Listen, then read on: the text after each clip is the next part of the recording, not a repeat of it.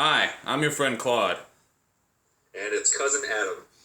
And this is episode 2 of WAMCast. Episode 2, Electric Boogaloo, my favorite episode. We're coming to you on Christmas Eve morning. We want to thank everybody first and foremost to listen to our debut podcast. If you are interested, you can find us on Facebook at the WAM Network. That's WAM Network. We have about 60 likes so far, so we're really excited about that, and we appreciate everybody who's liked our page and listened. If you like what you hear, tell your friends, leave a comment on our Facebook page with anything you may agree or disagree with, or any topic you would like to hear us cover. And as I said, our friend Claude, we are coming to you on Christmas Eve, so are you in the Christmas spirit this year? Christmas is stressful. Is it not? I mean, especially as you leave childhood behind and begrudgingly accept your mannish fate. Indeed. It's just, I woke up this morning, I have, I don't know, a third, probably less than a third of my presents wrapped. And Jesus Christ, that's such a first world problem, but it's bumming me out because I'm terrible at wrapping presents. It takes me forever, and I still have so much of the mountain ahead of me. So that's number one. Number two, Christmas is weirder and weirder as you're an adult because, at least in my family, a lot of us have the kind of jobs that don't really give a fuck that it's Christmas. So I think this year is the first time that I can remember, maybe the second, that my immediate family isn't really all going to be able to have Christmas on Christmas morning. My mom's got to work. My sister can't make it up, so we kind of did Christmas with her a little earlier in the month. So it's an odd dynamic. I'm sure you've got a whole different kind of stress from your perspective. Well, yeah, it's it goes along with the constant dialogue of things being better when you're a kid than when you're an adult, because I think a big thing is even when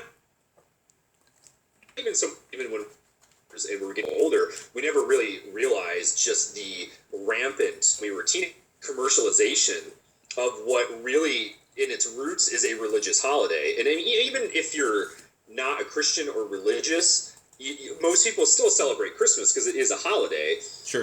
Regardless of that, we never really noticed how much Christmas, and really it's spreading into other holidays too, like Valentine's Day and Easter and things like that, how it's constantly rammed down your throat. And it's just a constant barrage of, you need to buy this stuff, and you need to make your kids happy, and you need to make your wife happy, and you need to make your girlfriend happy and your boyfriend happy, or whatever. And it makes you feel like a piece of crap if you don't buy something. Yeah, they'll sell you the tools to do that. Yeah, exactly. And it's the same thing with Valentine's Day. Like, they have all these like jewelry stores, doing commercials for Valentine's Day. Like, oh shit, like I have to buy my significant other a piece of jewelry on Valentine's Day. Like, I hate Valentine's Day anyway. And I think it's a sham Hallmark holiday. But yeah, It's the same thing with Christmas. And I think, that loses a lot of the anticipation, the commercialization makes you lose a lot of your anticipation and the happy feelings you have towards Christmas. Because I remember, being younger, we're like, oh, wow, it's Christmas, we're going to have school off, we're going to get presents, we're going to spend time with family, it's going to be great, we're going to have parties. Right. How am I going to pay for this? And that's really my number one concern this year was like, how are we going to pay for this? And I'll admit, when I got together with my wife a few years ago, as she has kids, I got a little bit more into the spirit, because that first year, we went out and we were shopping for Christmas presents and we were playing Santa Claus and all that stuff. And it was actually kind of fun. And, I kind of felt like, oh, this is great. I'm giving back, we're getting presents for the kids. I could buy all these toys. This is awesome. And, it was kind of like that last year a little bit, but it's kind of worn off this year. And I think a lot of it is because it's just catching up, with, like I said, the commercialization and, being jammed down my throats, and I'm worrying about how I'm going to pay for it. So it really is just, it's stressful. And, it's here tomorrow, and I'm glad it's over with, so we don't have to worry about it anymore. But yeah, it's this year I could just say, let it be over and done with, and, that's it. So that's my take on it this year. Hopefully I'll come around a little bit more next year. So. Well, I'll up the ante on the negative Nelly aspect of what we're talking about and say that I'm glad it'll be over, or I'm glad it's over, is pretty much a microcosm of my feeling for the whole year of 2014. But I think it's really interesting and telling that you say it's tomorrow and I'm glad it's over. I mean, it hasn't even happened yet and you're already glad it's over because you're just that ready to put it behind you. Is that even possible? Yeah, I guess, Arnold Schwarzenegger traveled back in time to destroy Christmas for you, but ultimately save you from your own spending habits. Let's later on in this podcast, let's talk about the new Terminator movie because I saw the trailer for that, and we need to discuss that. Just so you know, I mean, I'm serious. We need to discuss that. Well, I am. It'll be a woefully one-sided discussion because I have yet to see the trailer, and okay.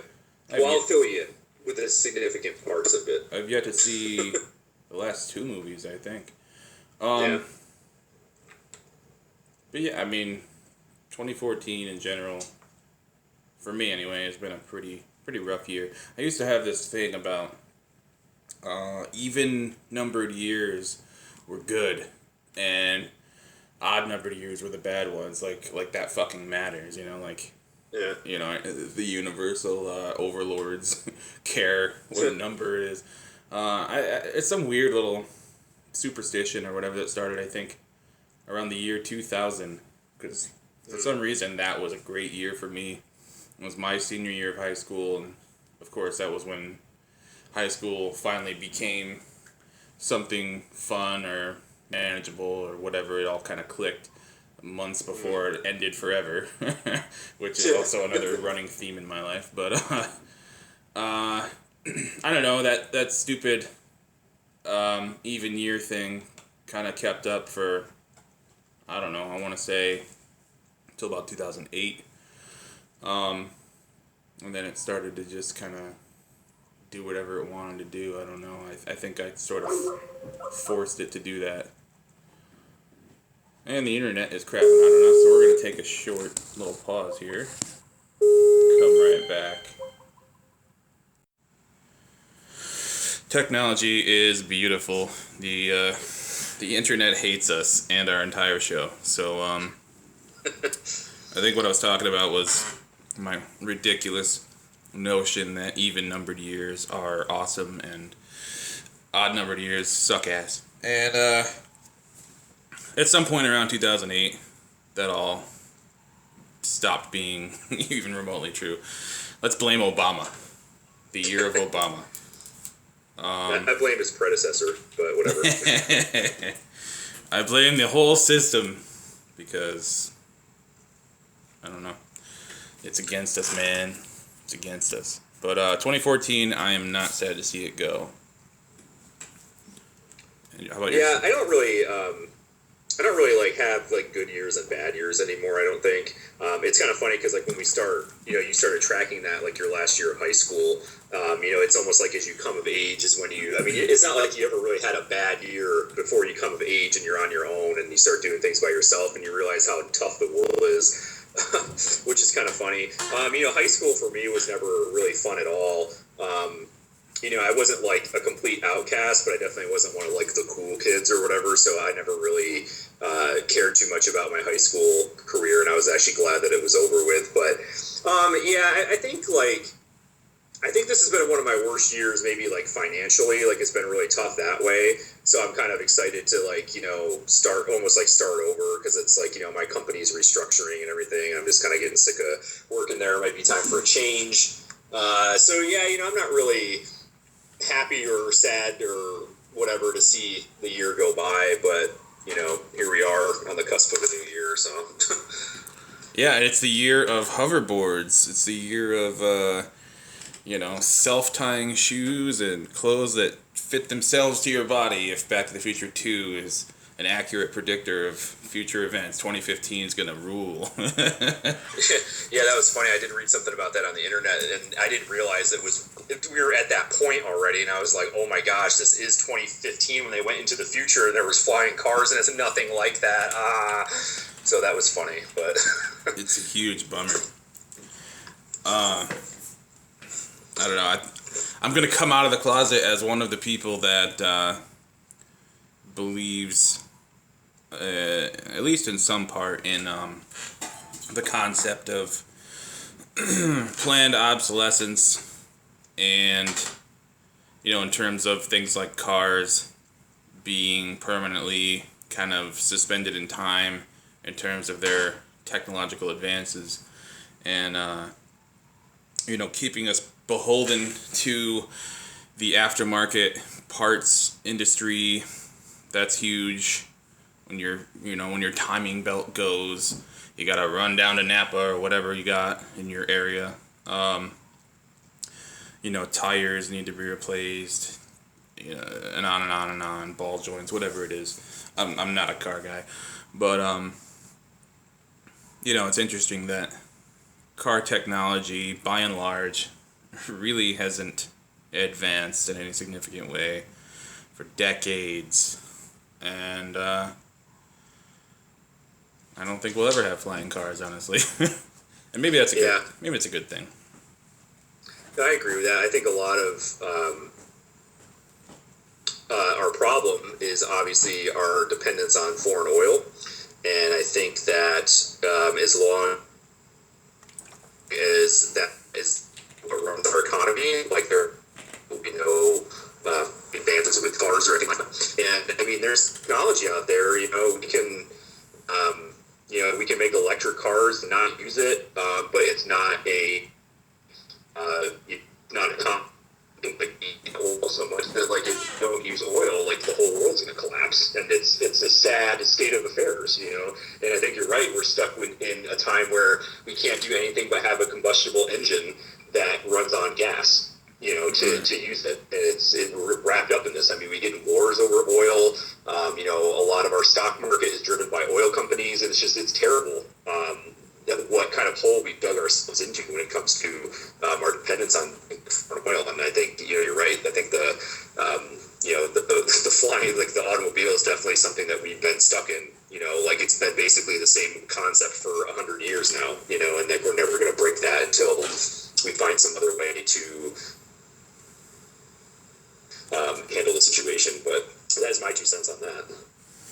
Yeah, I don't know. It seems like a pretty dark and bleak topic, honestly. I don't know if you're familiar with the concept of peak oil, but there's sadly the credentials escape me. The original guy who published the study or the work on it. Basically, it's the idea that sometime in the 60s, the Earth's oil supply hit its peak, so now every point forward from whenever in the 60s this was until forever is we have less and less oil to meet our growing demand every year. And the fact of the matter is, it is a finite resource. It is something that, at least as of right now, December 24th, 2014, we have no widespread, readily available method of, producing our own oil or creating some sort of man-made version of it that can take the place and do the job. And I mean, everything is dependent on oil. I mean, even the tires on your car have a huge amount of oil goes into producing each one of those. We're talking about producing the metal that the car is made out of, or actually more and more plastic, which is oil itself. Right. And on. Everything you think of is oil. So it's a pretty dark premise to imagine when it starts getting down to the real nitty gritty, what sort of traits it's going to reveal in humanity. Yeah, exactly. It's going to be make or break. We're going to have to do something about it. Yeah. Yeah, we could probably talk about that for hours too. But yeah, hey, it's Christmas Eve. Let's be a little more upbeat here. Yeah, but then that's going off into tangents. It's fine. commercialism wins again, though. It's actually, it's been Christmas since about October 10th, at least in stores. I haven't. That's another thing about Christmas that's sort of bumming me out. But I guess I could rectify it anytime I wanted to. Really, I haven't really seen any of the good old fuzzy feeling Christmas specials, or anything like that this year. Haven't sat down and watched Rudolph or A Christmas Story or Christmas Vacation or any time tested Christmas entertainment. Do they still, obviously you're the one with kids in the house, do they still show that stuff on TV, and does it even matter anymore? Yeah, they actually, a lot of these like stations and stuff. I'm not going to get into the politics of television or anything right now, and I'm not really a fan of a lot of like these TV channels and stuff. That's another topic for another time. But ABC Family does this thing called 25 Days of Christmas, and they actually show quite a few of the classic movies that I like.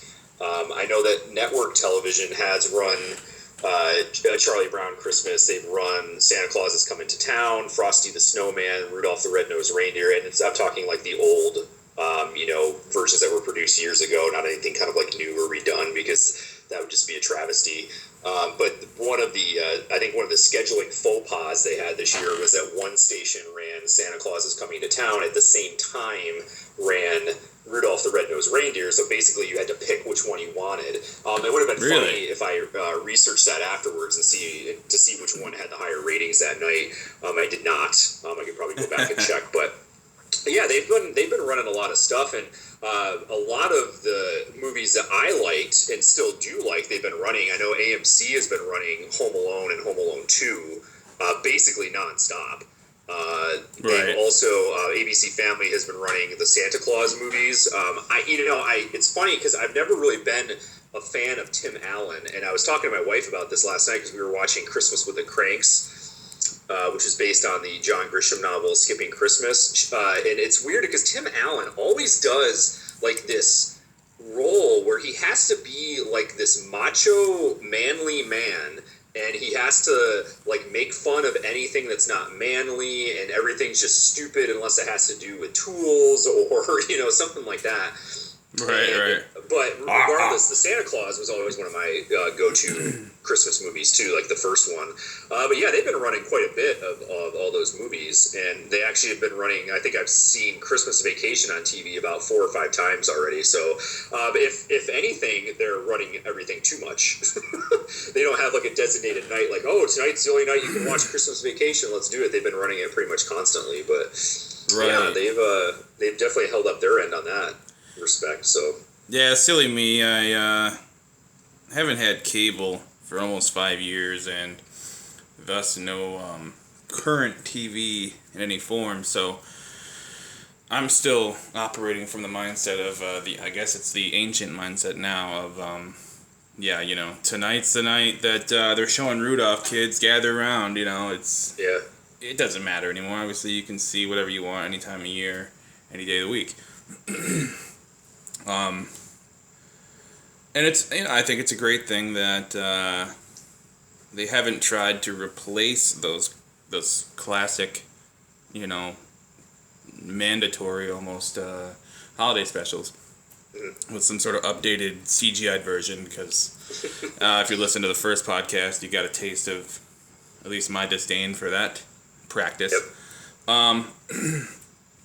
But I don't know. There is something to be said for the event that it was when we were kids, and even before that. I don't know. I guess maybe having constant access doesn't always have its upsides, but perhaps because of that, there's another topic that's related that's been weighing on my mind recently. I think it happened officially in late September, early October.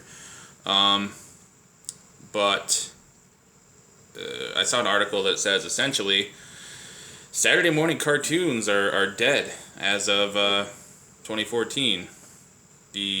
Apparently the CW was the last channel, the last network to show any kind of Saturday morning cartoons.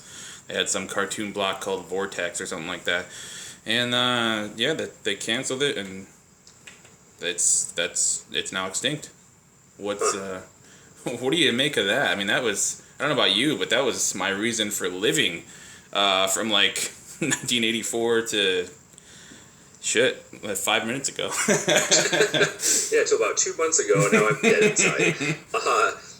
It's funny because I always think back to the old, in my mind, one of the only relevant comic strips in the history of mankind, Calvin and Hobbes, where Calvin would, you could not get him out of bed to save his life during a school day, but as soon as it turned Saturday, he was up at like 6 a.m. and was really excited because, he could watch his cartoons and he could hang around and eat cereal all morning. And, I kind of always, I didn't really model my behavior after Calvin from the comic strip, but I did have the same kind of sentiment that he did where, oh, it's Saturday, I could, I got a little bit older, I wanted to sleep in, but when I was younger, it was something where like, oh, I got to watch my cartoons, I got to do this, and, I was really excited for it to be the weekend. Right. Excuse me. So yeah, it is really sad that, that part of our culture is now basically gone. The Saturday morning cartoon, I mean, that's been a mainstay for years and years and years. And it's weird because all the cartoons that, I have kids in the house and, the cartoons they typically watch, if you turn on, like Nickelodeon or something in the morning, they'll show like SpongeBob SquarePants, but there's not like a block of like, 3 or 4 or 5 different shows that they would run right after another that you wanted to watch, it was always like Teenage Mutant Ninja Turtles and, things like that we watched when we were kids. And, a lot of these popular cartoons, they're run in prime time now. Like Cartoon Network has these great cartoons that kids love, like Adventure Time and the Regular Show and Clarence and all these shows. They run them at like 7 o'clock at night.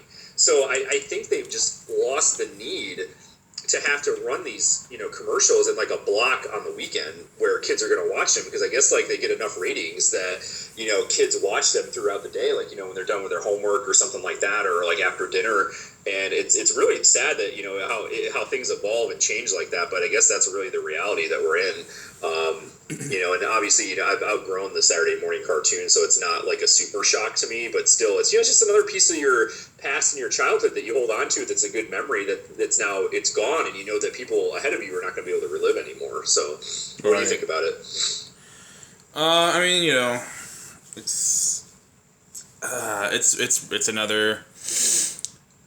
It's another aspect of life that's forcing me to, I guess, slip further into adulthood and loosen up my grip that much more on my cherished past. I mean, that it's a tough pill to swallow. I'll say that. It's not. You can't stop progress, I guess, if this is progress. But there's a billion reasons that I've seen attributed to why this happened, and I mean they all technically make sense, but it's just it's weird to think of kids now, I guess, not having any clue about so much of what was kind of daily and weekly life not that many years ago. I remember even back in, I tell this story all the time because it just blows my mind. I don't know. Even back in 2001, 2002, I was working at Toys R Us, and the 20th anniversary of E.T. was going on. And, E.T. is, at least to me, one of those movies that it just kind of transcends generations. It's E.T. It's this gigantic thing. It's not like the highest grossing movie in the world anymore or anything like that, but it's a cultural juggernaut. Right. And even back then I was getting kids who were, 12 years old, coming in there. And at the time we had like a bunch of toys and promotions going on for the 20th anniversary, and the kids would see that and be like, "Who's E.T.? What's E.T.?" And it just, my jaw dropped, and that was, 12, 13 years ago. So, I don't know. I mean, things change and time marches on. I've heard it also blamed on this fear of childhood obesity and not having the kids sit in front of the TV for 4 hours at a time. And maybe there's some merit to that, but I don't know. For me, it was a really great part of growing up, and it's a little sad to see it go. I mean, but on the other hand, 52 years is a hell of a run.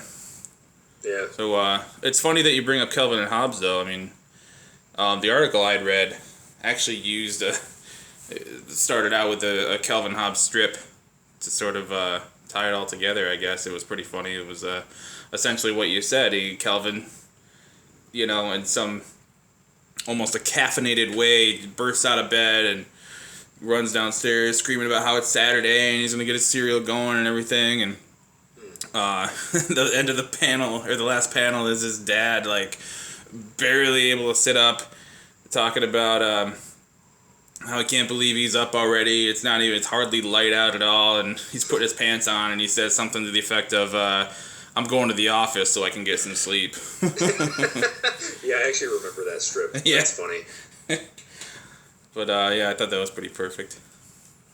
Yeah, actually, bringing up Calvin and Hobbes, I'll bring up a topic about that. I'm not sure how many people would be listening that actually remember or like that strip, but I think that was in itself a cultural phenomenon as well.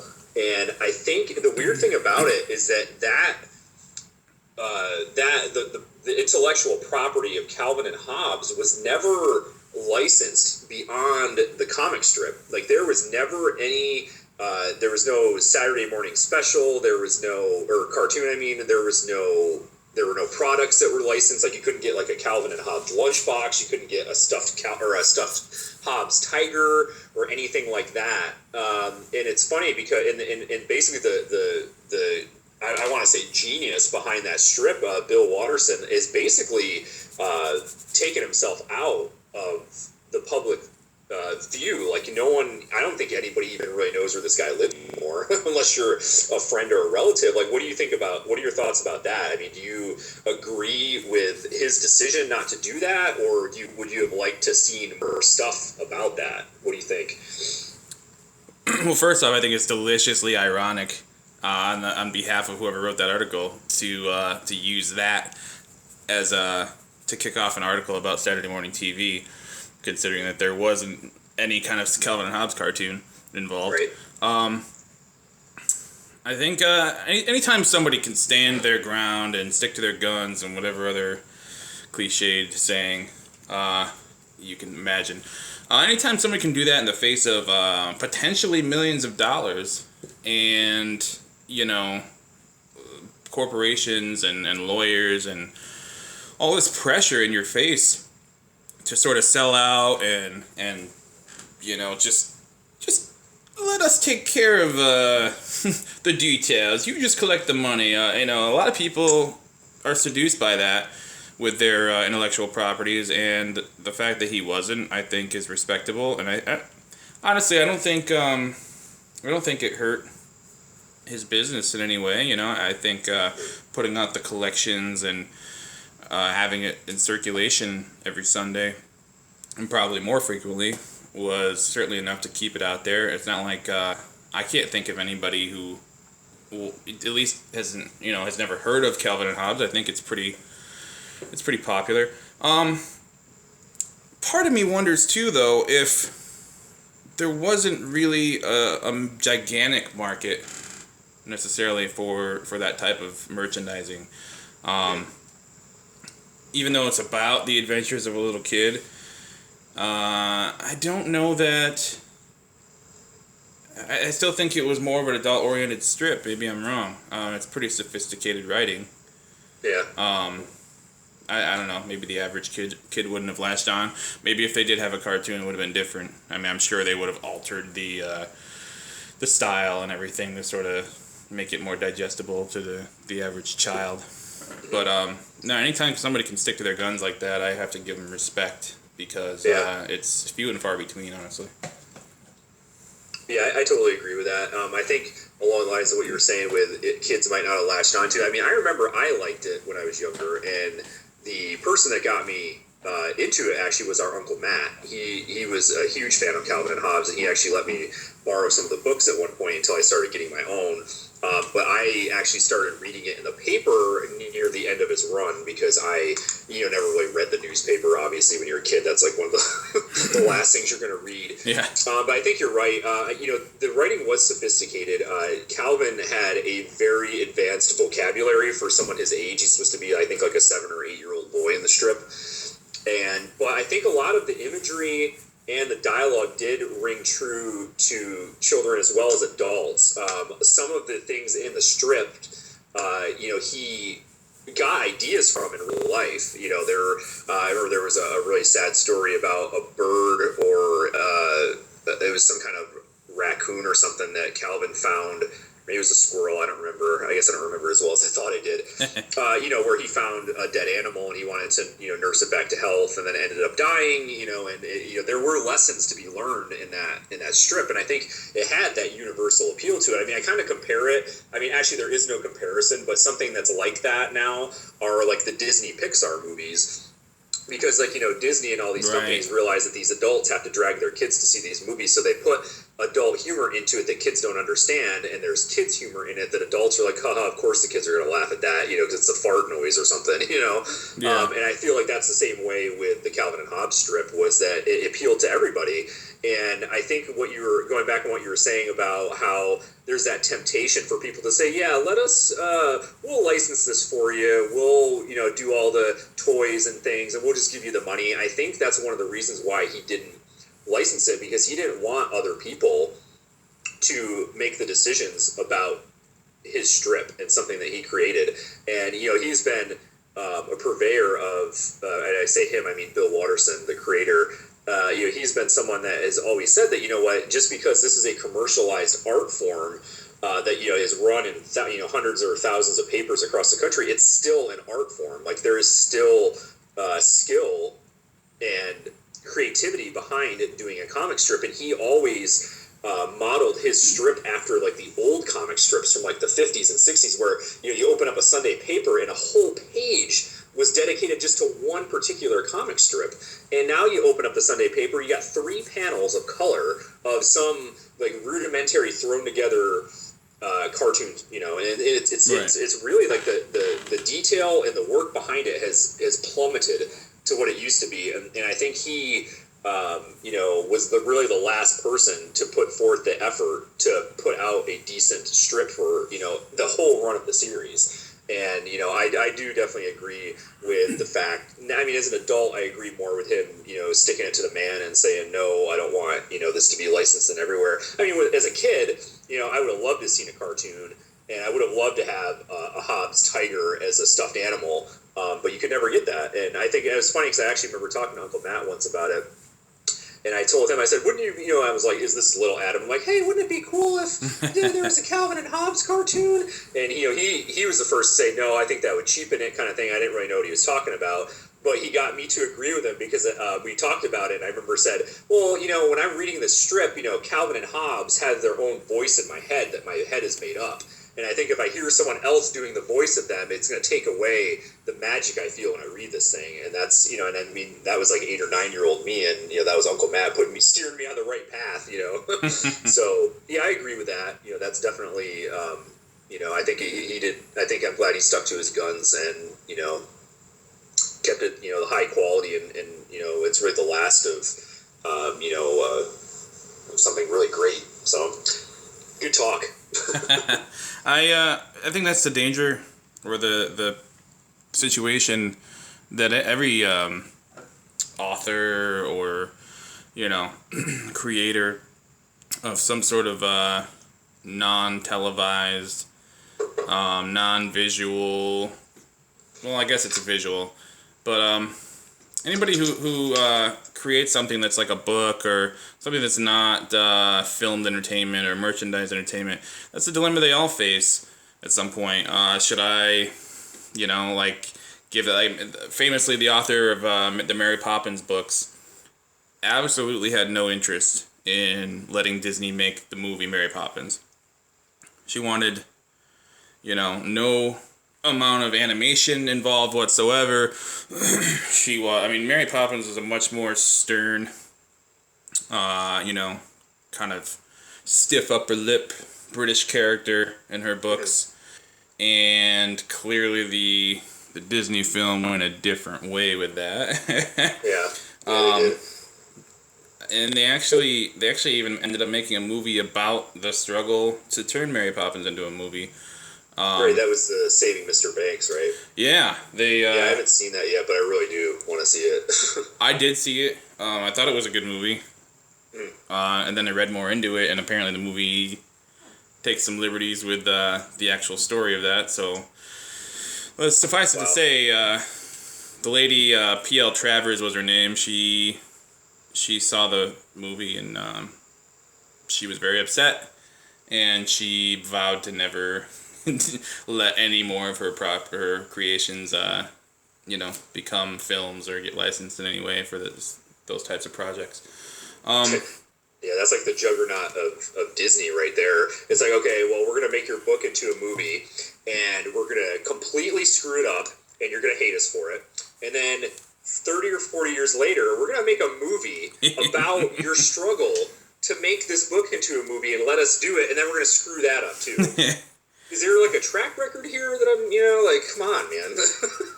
Yeah. Like, give me a break. Essentially, they're coming to town and they're doing whatever the fuck they want, and exactly. You got to bend over, son. Yeah, it's ridiculous. Like, there's always some kind of. It's like there's almost like a necessary evil of being part of the entertainment business. Like when you have a property like that, and then all of a sudden, we got to sell something out, and you got to change it this way or change it that way, and it's absolutely ridiculous. See, I think the problem also comes from the fact that, honestly, look, critical or commercial success isn't necessarily a justification for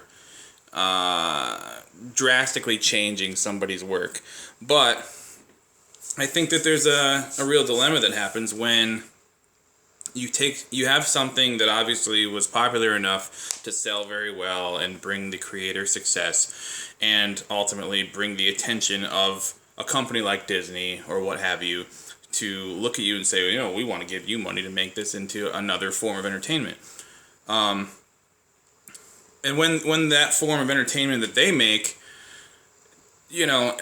takes whatever liberties it takes or whatever, when people end up latching onto that one too, and that becomes successful, there's a dilemma there. What do you do? Do you just dismiss, let's say the film version or whatever, because it's not necessarily true to the source material?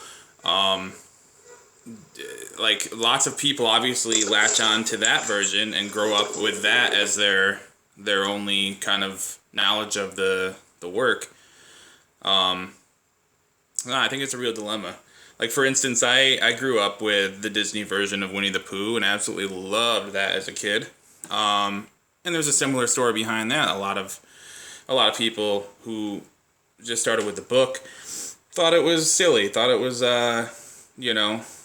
just reductionist and goofy, but that was my introduction and my version of that character. So what do you do when that happens? It's kind of a bummer. Yeah, it's funny that you bring that up because the thing about the source material being different, or what's better. I rarely feel like any kind of, if like the source material is like a book or some other form of media besides a movie, and when that's the source material, I rarely find the like video game version or the movie version or something of a book to be better than what the original medium was in, because the original medium, like I think things were made, or I think things were written as a book or made as a video game or made as a movie first, because that's the best medium for them to tell their story. And I think when you branch off and to do other things, like, it never is as good. Right. You know what I mean? Like, I just feel like, yeah, it's just, whatever, you know? And I always go back to that. I mean, I rarely like the second or third version of it better than the source material. One of the only things I do, in fact, like better than the source material, I think, is The Wizard of Oz. That's one thing that I've always enjoyed the movie. Another great more example. Than the book, but because the book was a little weird, and there was a lot of political commentary in the book, and the movie was just kind of like a fantastical type of thing, you know? Right. So. Yeah, it's another one. Well, I mean, is there anything you like better than the source material? Yeah, I'm total agreement with The Wizard of Oz. I think that's one of the greatest movies ever made, and it's, you know, it's from 1939, and to this day, so much of that cannot be topped, cannot be touched. It's just an amazing movie. I think it's one of the, you know, the top 5 films, I think, of all time, and I think it should and will be forever. Yeah, like I said, Winnie the Pooh is another one that the Disney version was what I, you know, came to know and love. I mean, this is a debate that kind of reaches anything really that started out in a different medium than TV or movies or what have you. He-Man was huge when we were kids. Obviously, it's every male child from, you know, 1981 to roughly 1990 was certainly aware of it, and more than aware of it, probably a massive fan of it. But even to this day, the debate rages on, because He-Man started out as just toys, and they came with little comic books that sort of had their own version of what He-Man and his friends and enemies and all the characters were about and how they behaved and everything. And then you had another great Saturday morning TV institution, Filmation, kind of bought the rights to do a cartoon, and, you know, they made it quite different. They sanded down some of the rough edges, and they made it a little more child friendly. And of course, I believe it was the first cartoon to benefit from the new regulations that once again allowed toy companies to have an involvement in TV, sort of relaxed the restrictions. And because of that, people called it a half-hour toy commercial and what have you. So they were very good about trying to stick the little moral messages in at the end and make stories about very serious topics that it sort of taught kids a lesson and whatever. But you know, ultimately they were beholden to whatever Mattel kind of wanted at the end of the day. They did fight very hard to keep certain storylines in, like, to keep the amount of product in each cartoon to a minimum so it wouldn't be a toy commercial. But yeah, to this day, a lot of people consider that cartoon to not be, you know, the real He-Man. You know, the real He-Man's like a barbarian. He's like Conan. He's a lot more violent and vicious and whatever. You know, that was the little comic book version of him. So I mean, it's almost every area of entertainment you have some form of this debate going on. It's really interesting because people are torn. And you know, I think a lot of times we get lost and we don't even realize, you know, what the source material of something is. You know. And you mentioned Conan. You know, Conan was a book by, I can't remember, what is the author's name? Was it Robert Howard, I think was his name? Yep. That's it. Yeah. And it was, you know, a series of books, and then it was made into a movie. And, you know, the first one was Conan the Barbarian, and the second one was Conan the Destroyer. And even between the two movies, I mean, wow, that was a drastic difference. I mean, you had Conan the Barbarian was like, you know, it was a violent, movie. There were, it was an R-rated movie. There was a lot of violence. There was a lot of, sexual content in it and everything like that. Absolutely. Which I've never read the books. I know Uncle Matt was big on the books. We should maybe bring him on sometime and we could talk about that. But I'm not sure how different that was from the books, as it was only one movie, and it was a series of novels. But on top of that, then the second movie came out. I think it was rated like PG. Like, it was a completely... it was still violent, but it wasn't as violent. Like, you could tell, like, they were killing people, but it wasn't bloody.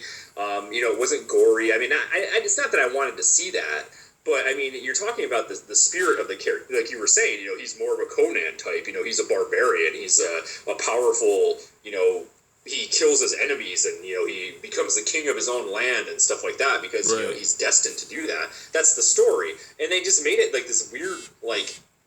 diluted version of Conan, and that, and I was only allowed to watch that one when I was younger because the other one had too much inappropriate things for a child in it, to see. And it's just weird how things evolve from where it started to what it comes into, and I think that's a perfect example of it. And yeah, it's just, I think we get lost on, where did this come from?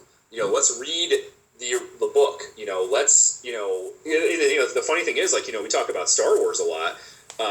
Star Wars' original medium was a movie, and I, throughout the years have read Star Wars licensed novels, and I've hated them because they just do not capture, what it is to be a fan of Star Wars. Star Wars is a visual medium. Like, you need to see things blow up. You need to see lightsabers. Right, you need to see the action along with the story. And that's just the way it was. So, like, that's the original medium of Star Wars. It's like, and I just, it's weird how things kind of get out of control almost.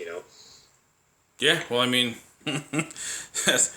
that it's Christmas time and talking about transferring intellectual properties from one medium to another, perhaps one of the most famous examples of that is the Star Wars holiday special that was only shown on TV once, and I want to say it was 1979, 1978 maybe, and is considered chiefly by George Lucas to be something that is so bad it shall not be named. And it's bad, but honestly, I don't know. I would argue that there are some equally bad and cringeworthy moments in a great chunk of the prequels that he himself directed and is so proud of. It's a time capsule. It's a nifty little thing to have access to that will, I guess, be forever doomed to bootlegging because he refuses to release it in any official way. But, especially with the technology of the time, Star Wars certainly lost a little bit when transferred to the small screen and sort of recreated with a Saturday Night Live-esque budget. But yeah, you know what? I think in the spirit of the old holiday, I'm going to dig that one up and put that on later today. And Nice. I did actually talk to our Uncle Matt, and he's interested in coming on here and discussing some of this stuff with us. I'm not sure how soon that'll be. I don't know if it'll necessarily be the next episode or anything like that. But yeah, we'll absolutely get him in here, and it'll be great to pick his brain. Yeah, well, definitely. We share a lot of interest with him. Like I said, we could get him in here to talk about the Conan books. We could talk about Calvin and Hobbes, especially, one of our favorite professional sports is in ice hockey, the National Hockey League. We're all fans of the New York Rangers, and I'd like to get his thoughts on, not just, the Rangers in general, but a lot of controversy that involves, things with hockey. Like, they're talking about banning fighting in hockey, and there's definitely two sides of the argument on that one. I'd like to get his opinion on that. There's definitely a lot of things that we could get, talk to him about. So that would be great. We can get him on here sometime. Yeah, definitely. I would like to get it at some point where we could actually record this together, at some point too. Yeah. Try to figure out a weekend we can get together, and maybe that'll be like a time to do it. So we'll be on the lookout for that in the future. That'll be an event episode. Right. It'll be an event. It'll special WAMCast event, kicking the new year around February. Yeah, exactly. We don't want 2008 to start. Well, real quick before we go, since we're on the topics of movies, I did mention earlier I wanted to talk about the new Terminator movie coming out. Right. Well, first and foremost, which Terminator movie do you think is the best? Because there are 4 of them, and I would pick one of them to be the best. What do you think it is? I mean, it's got to be Terminator 2, right? Judgment Day? Yeah. It's got to be. Yep, I definitely...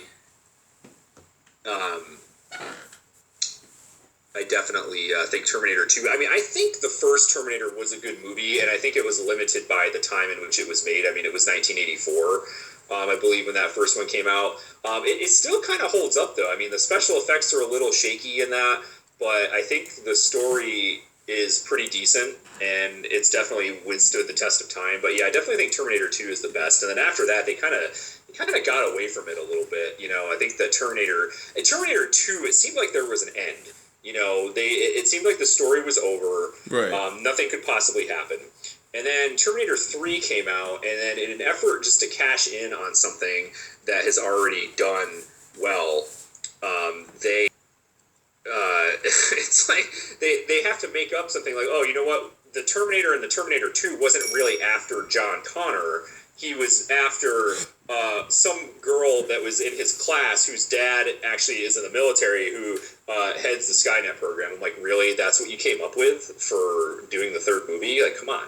Like, just give me a break. And I think it was just terrible. They had someone else play John Connor, and I always thought Eddie Furlong would have been perfect to reprise his role for that. He probably said, screw you, I don't want to do it or something. I don't know his personal situation or anything like that. And then the Christian Bale Terminator, I think, was better than Terminator 3, but still kind of, it still didn't really mesh with, like, the original storyline. Right. So I always thought 2 was the best, just because I think that definitely withstands the test of time. I can watch that now, and like it's still really good. Just story-wise, special effects are still pretty decent. So, well, that brings me up to the 5th Terminator that's coming out, I believe, this coming year. I think it's summer of this year, 2015. It's called Terminator Genesis or Genesis or something like that. You haven't heard anything about this yet? I've heard so much as the title and that it exists, but beyond that, I've got nothing. I haven't seen anything or read anything. Okay. Allow me to walk you through the trailer. All right. And you can give me your initial gut reaction. They have a full feature trailer out. You can go on IMDb and watch it, or Yahoo Movies or whatever. And it starts out with, it's the war in the future. John Connor's giving a speech. He's talking about how he found out they sent a Terminator back to kill his mother before he was born, and a young soldier named Kyle Reese volunteers to go back to protect her. Okay, so this is like the original story, right? Mm-hmm. They put him in the time machine, shows up to 1984. As you know, in the first movie, he basic clothes from a bum, and he breaks into a department store to get some more, to get like shoes or something. So in the trailer, all this is happening, and he's in the store, and there's like a cop in there, like looking for him, and all of a sudden, this van or like a big truck like bursts in through the windows, and it's a woman driving the car, and she's like, looks at him and is like, come with me if you want to live. And he's like, what? And she's like, now, soldier. So he gets in the van, and she like shoots the cop, who turns out to be the T-1000 Terminator, and they drive off. Right. And you're like, what? And he says, John sent me back to, protect you. And she's like, I know, from the Terminator that came back to this time, like, we already took care of him. And he's like, who's we? And then all of a sudden, you see a scene with Arnold Schwarzenegger walking towards 1984 Terminator and blowing him away. Okay, so what do you think about this so far? I mean, come on. Well, it's another level of mindfuckery, isn't it? Yep, and it's another, what we like to call a reboot, which we have broached the subject of our last podcast about the Ghostbusters, whether or not it's going to be a reboot or like a passing of the torch. obviously this is a rebooted movie because the timeline has been altered, virtually skewed off into some weird thing where Sarah Connor and the Terminator are already taken care of. Like, it's almost like they're jumping around to try to stop this again. And it's like, why couldn't we just have stopped at Terminator 2? Right. Like, I can't even take it. Well, that's to sort of go back to the topics from earlier in the conversation. I mean, it all really ties together because that's another example, another form that the coercion that large corporations and lots of money can have over the creators of a property. Sometimes it doesn't take the form of sell out to this medium from that medium or whatever. Sometimes it takes the form of let's make yet another unnecessary sequel or prequel, or let's start it over. Let's look at what's trending. Let's look at the metrics and what the fucking numbers tell us that people's opinions are instead of actual human feedback.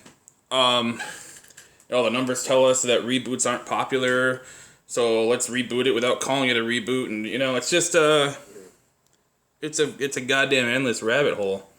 Yeah. Obviously, I'm gonna have to pass judgment. Delay passing judgment rather until we can actually see the whole thing. But yeah, seems a little fucky in my opinion. Yeah, it's not. Like when I watched it, I just said, "Come on," and I showed my wife because my wife actually likes Terminator 2, and she's a fan of that, and we both looked at each other like, "Are you serious?" I mean, come on. I mean, it's just like it's like what stupid thing can we come up with to just keep it going, And I mean, even if they're like crunching numbers and looking at demographics and things, like who the hell still wants to see a Terminator movie? Like I don't. Like I'm done. Yeah. Like the last two stunk, and like I don't want to see a third one that's going to stink, and I'm going to waste my money, even if I waste $1.25 getting it from a red box. Right. Yeah, that's better than wasting $12 in the movie theater to see it. But I'm not even gonna give that the time of day. Like that's just it comes to the thing where something again that I have liked or loved for a really long time is just beat to death until I can't stand it anymore. And it's just like, well, I'm done. Yeah, well, I think they don't realize that's what it does to people. Like the people, the very people that they're making this to, I can't even say they're making it for fans or to appease fans. They're making it to collect more money from fans. Everything has a fan base, and the fan base is seen as literally a license to print money by the these studios and whoever makes these decisions. And I don't understand how they don't see that when they do things like this, when they drag these things out and they beat it to death and water it down and alter it from what it originally was, they're literally killing their golden goose. They're shooting themselves in the foot. That obviously happened with Star Wars, and on and on and on. Everything. It's like if a property is popular and successful enough and is around long enough, it'll live to see its own demise. In that form, and it's pretty depressing. Yeah, look, it's obviously Terminator 2. In this case, is the benchmark, is the the standard bearer that is most likely not going to be lived up to. Not only that, certainly not going to be surpassed. Obviously, you're going to always be able to depend on, the money from a certain group of the fan base. But again, what is the point ultimately? Why, just let it be what it was, I think. Yeah. Well, one final thought with that too is that the original director, James Cameron, he directed Terminator and Terminator 2. Now, he is known as being a very meticulous and detail-oriented director. And right. I think if, I could probably say with some degree of certainty that if he was involved with the third one and the fourth one and this one, they would be completely different and way better movies because they took the franchise out of it. Because, unfortunately, even though it's like his property at first, he directed it, it was his story, the studios own the rights to those movies, so they can do whatever they want with them. I'm assuming. Oh, yeah. I mean, I could be wrong. But if he was involved with those, they would have been much better. I mean, love or hate his movies, like, he is very meticulous, and he will do it down to the very detail, right. Of what needs to be done. And I think they would have been way better if they, and that's the other thing too, like these franchises start out with one director, and then they get passed off to someone else to take the reins, and they're the ones that have the final say in what goes on the film, Right. And it's just, it's kind of sad, that something that was so good has gone this far to be something that I don't even care about anymore, Yeah, it's almost it's terrible. It's almost an incentive to not be successful, It's like, oh man, right. Work hard and produce something really high quality that people love, and it makes a shit ton of money and does really well for you, and it's so good that we're just gonna fucking take it from you and try to keep it going in perpetuity beyond what the property can even sustain. Right. It's who wants that? It's a sad state of affairs again. So we'll leave you on that low note of terrible remade movies. Well, you know what? No, I'm gonna go back to wrapping presents and get in the spirit. I discovered recently that Pee-wee's Playhouse is on Netflix, and that tickles me to no end. Yes, so, awesome. The Warm and Fuzzies will be back in my life. I'll put that on while I finish up, and I think all will be good for the rest of the day. That's a good idea. Well, let me in our wrap up here. Let's. There's a few things I want to put out there about some of the things we talked about. We talked a little bit about at length about Calvin and Hobbes, and if you do have Netflix, anybody that is listening, or yourself, my friend Claude, if you go watch a documentary on there, it's called Dear Mr. Watterson, and it's about basically the history of the Strip. Bill Watterson himself is not actually in the documentary. I believe he probably didn't want to do it. But it's a really good look at the Strip and what it's meant to a lot of people, and a lot of famous, relatively famous cartoon strips now. A lot of their creators and writers and artists weigh in on Calvin and Hobbes, and he actually goes to Bill Watterson's hometown, and you can kind of tell that he got a lot of the ideas for the Strip, maybe even if it's just visually for the Strip from his hometown. And it's a really good documentary, so if you want to take a look at that, nice. That's also good. They do have the complete Calvin and Hobbes collection, which is every single Calvin and Hobbes strip ever produced. That's you can probably find that on Amazon or something. It's pretty neat. I have that. It's one of the awesomest things that I own. Most awesome. Awesomeness isn't really a word, is it? I'm just making up stuff. It is now. So yeah, we can take a look at that.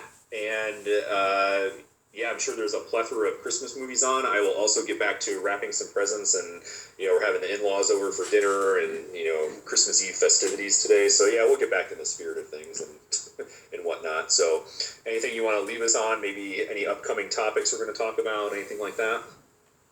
Oh, you never know around these parts, but I'm sure we'll keep them entertainment based and politically based, philosophically based. I mean, at some point, I guess we probably have to touch on what's going on with the silly situation in the entertainment world with North Korea and I don't know, did they or didn't they cause the hack of Sony and all that stuff. Apparently, they're actually going to release it, so that's a developing story. Yes. Obviously, from the last podcast, the civil unrest and everything rages on. I heard of yet another potentially unarmed black man right around Ferguson, where the first major, I think it was Michael Brown, was killed.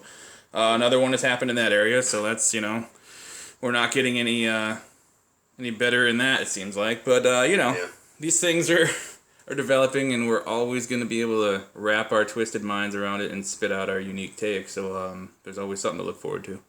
Exactly, and definitely along with that, there were the almost like revenge killings of those two police officers in New York that they were in their car. And there's a lot of backlash from that. There's a lot of people in the political realm saying that people like Al Sharpton and Mayor Bill de Blasio and even the president have almost condoned the violence, which I believe is false. But we can talk about that as well. There's a lot of stuff coming up, and stay tuned for our Uncle Matt. Always the entertaining individual. We'll have him on at some point to talk about some other topics we like. And let's get back into the Christmas mood for another day, and then we can wait till next year. We'll be like the Who's in Whoville. We'll just start counting down the day after Christmas. All right. 365 days to go. 364 days to go. So always fun. Beautiful. All right. Well, that's where I'll leave it. Anything else to add? No. Melakaliki Maka for those of those listening to us in Hawaii. That is the thing to say. Exactly. This has been episode 2. I'm your friend Claude. And I'm Cousin Adam. And thanks for listening. Yeah, thank you. Have a good Christmas, everybody. Bye. Merry Christmas.